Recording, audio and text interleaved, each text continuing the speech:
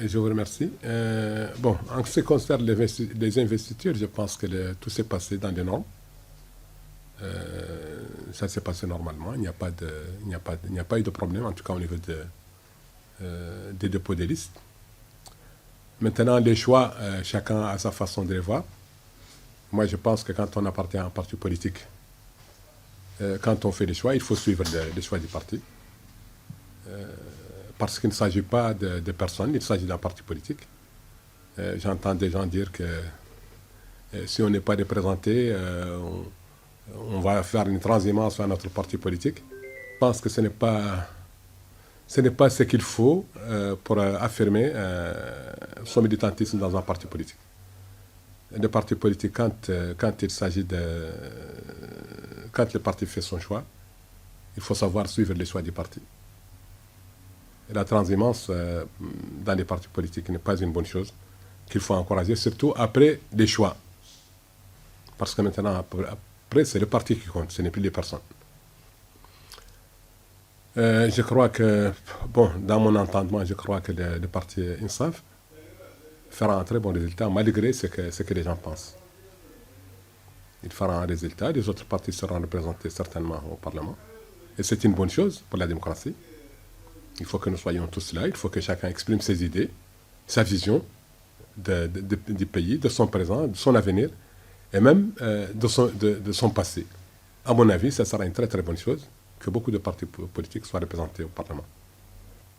Et dans mon entendement, je pense que le parti INSAF obtiendra la majorité, aussi bien au niveau des communes qu'au niveau du Parlement.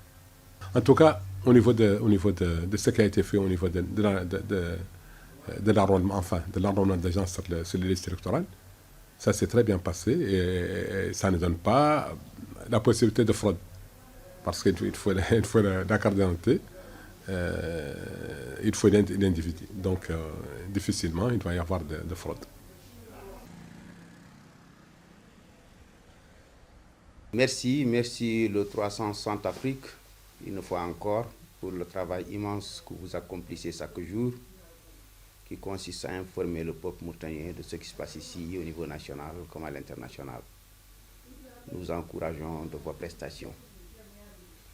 Cela dit, la coalition Espoir Mauritanie est une coalition récente qui a été officialisée le 22 décembre passé, juste à la veille des élections. Mais tant bien que mal,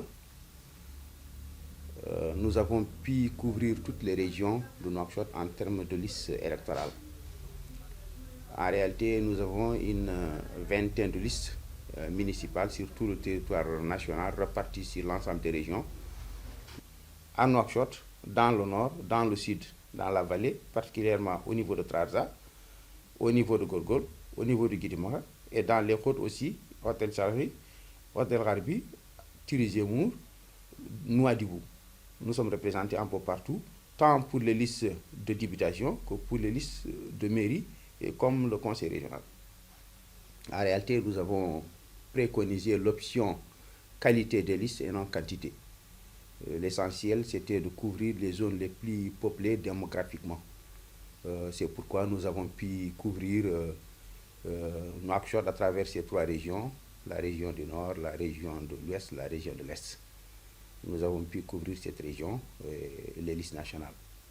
Notre objectif, c'est la qualité des listes. Nous avons accordé beaucoup plus d'importance à la qualité qu'à la quantité des listes. Donc, la coalition est engagée dans cette compétition électorale dans la perspective, effectivement, de faire un résultat très réconfortant à l'issue des élections du 13 mars en perspective. Au degré de confiance, il faut dire jusque-là. Au degré de confiance, il faut dire jusque-là. Il n'y a pas d'incident majeur observé ici et là.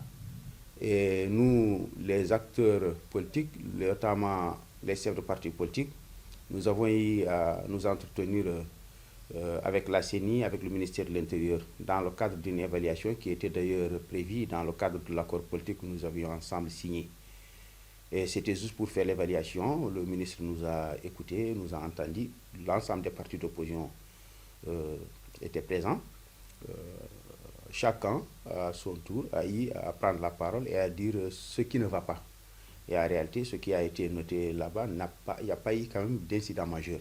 Nous avons également rencontré la CENI à travers ses sages et le président. Et nous avons même mis en place une équipe au sein de l'opposition qui est en train de travailler avec les techniciens de la CENI et par rapport à une évaluation, par rapport à un certain nombre de points qui nous inquiétaient. Ils sont là-dessus et les gens ont fait preuve d'une disponibilité, d'une ouverture. En tout cas, jusque-là, je dis bien, nous pouvons dire que c'est appréciable le processus électoral. Maintenant, je vais toujours de réserve par rapport à ce qui adviendra, surtout le jour du vote, surtout par rapport au degré d'implication des représentants de l'administration au niveau local.